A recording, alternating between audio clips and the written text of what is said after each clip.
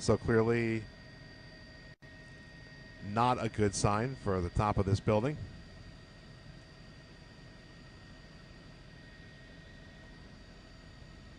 You have Barbara checking in from Texas there.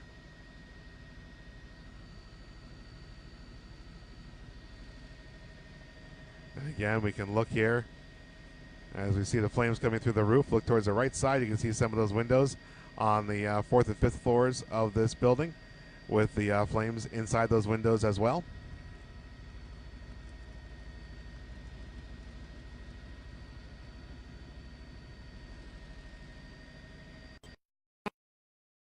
Broke out here on the north side of the building. See some of those window inserts melting under the intense heat of that fire. And that's the smoke that's blocking our view of the north side of the building.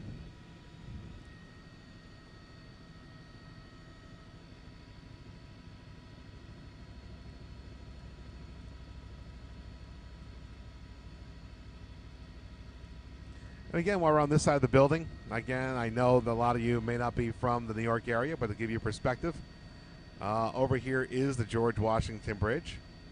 And the George Washington Bridge connects New Jersey to New York. The New Jersey side of the bridge is in Fort Lee. And that's Interstate 95 that you see that we're following along there. And as we bend around with 95, you're going to see all the lights and the smoke from the fire.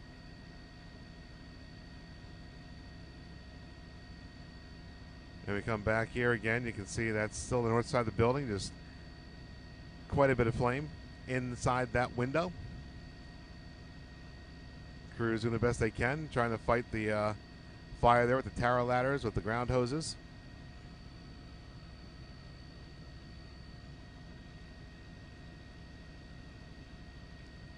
And if you are just joining us here, we can tell you that this is a fire that started at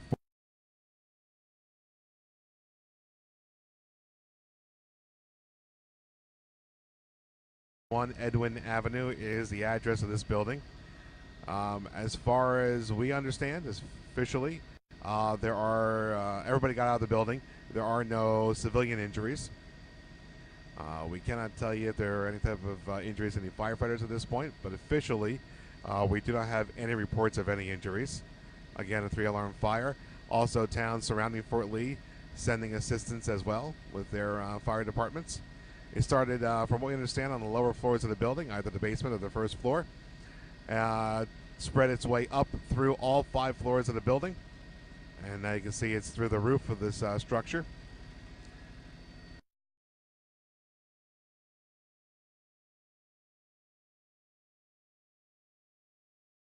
Separating it into 2 buildings, and right now the firewall does seem to be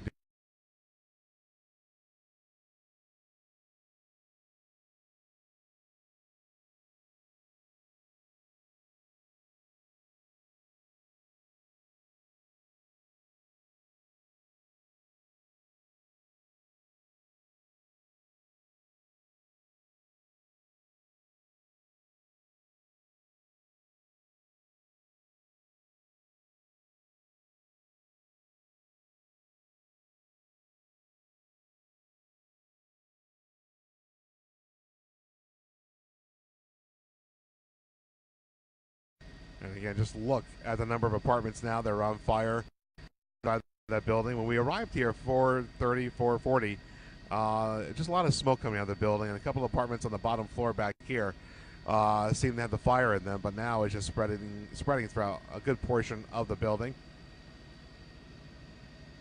What's that? Oh yeah, no, I was showing that before. Just look at that go.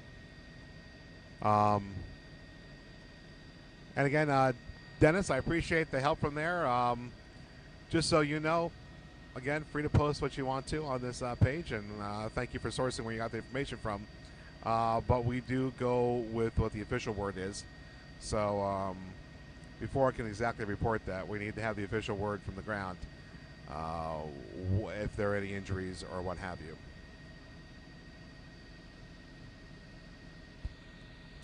I'm sorry, the last... Okay. Okay. Robbie, we're going to have to go back for fuel now, okay? Thank you. Okay, folks, as you heard me tell our news desk, we are going to have to break away from this for a little bit. We do have to refuel the helicopter.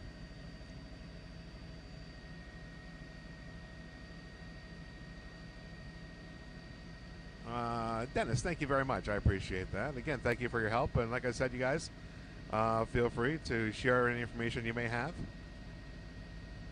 Sourcing it is great. Let us know where you got it from. It's great. And again, you can see all those embers coming off of this building here. And what we're worried about, and you can see it looks like people are actually being brought out of the building to the north. A little hard to tell, but we do see a lot of people outside that building because, you know, as that flame becomes more intense, we're seeing a lot of those embers come up. So, folks, here's the plan for us. What's going to happen is we are going to head back to our airport. We're going to refuel the helicopter. We're going to take care of a couple of things when we get down to the ground. Hey, Robbie.